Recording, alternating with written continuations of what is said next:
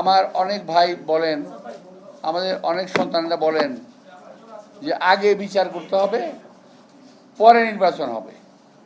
কেন ভাই? আপনারা তো আমাদের চেয়ে বেশি অত্যাচারিত না।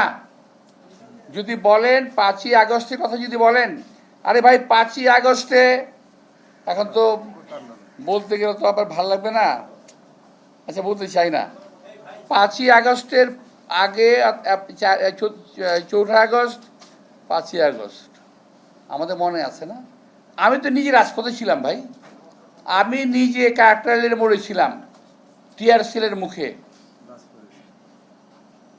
ছিলাম, তো হেলিকপ্টার উপর দিয়ে ঘুরতেছে ছিলাম, তো ওখানে আমি নিজে ছিলাম। তো এখন আমাদের 462 জন ছেলে, নাকি 462 জন ছেলে মারা গেল, 30,000 মতো আহত হলো। আমাদের কোনো অবদান নাই।